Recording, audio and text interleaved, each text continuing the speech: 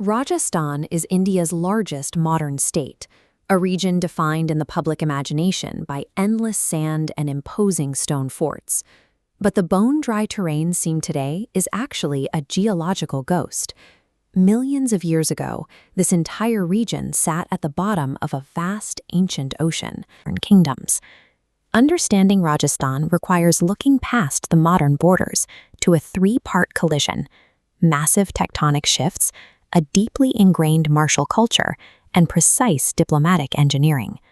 The resulting map serves as a surviving time capsule, demonstrating how geography dictates human destiny. Long before human settlement, the Tethys Sea covered this area. Shifting tectonic plates eventually caused the ocean floor to buckle and rise, slowly transforming the seabed into dry land. This topographical map shows the tectonic pressure lines that forced the land together. The collision pushed the Earth upward, carving out a raised, jagged ridge that still divides the landmass today, the Aravalli mountain range. These mountains date back between 1.5 to 2 billion years, making the Aravallis one of the oldest surviving mountain ranges on the planet. The range remains a physical scar on the landscape, creating a permanent barrier between the eastern and western halves of the region. Over millions of years, shifting weather patterns drained the region of moisture, forming the vast Thar Desert on the western side of the mountains. This physical isolation, a desert on one side and a mountain wall on the other, created a unique set of survival pressures for the people living here. This environment demanded rapid innovation.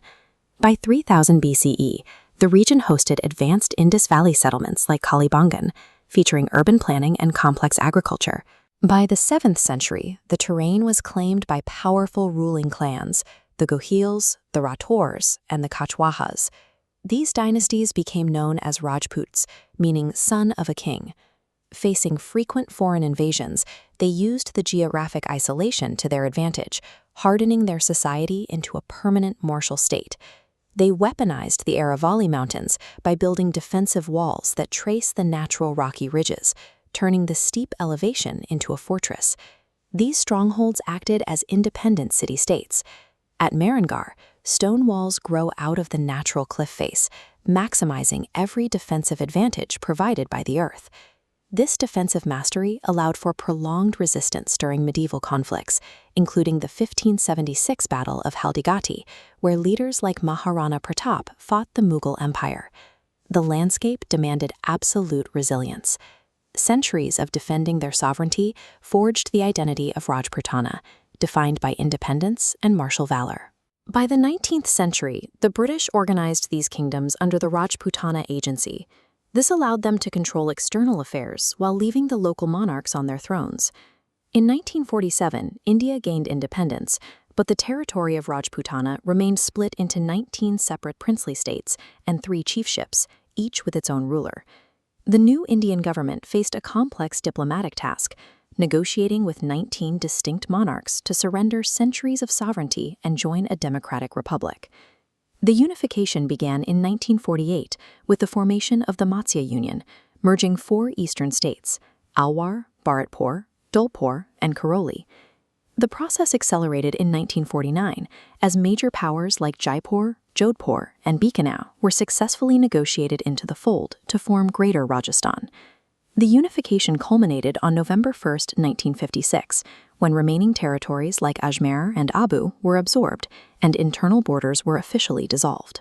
In less than a decade, a series of 7 political stages transformed these separate absolute monarchies into a single, unified democratic state. This unified bloc is now India's largest state by area, covering over 340,000 square kilometers. While the Aravalli Mountains still physically divide the desert from the plains, they no longer represent a political boundary between the people.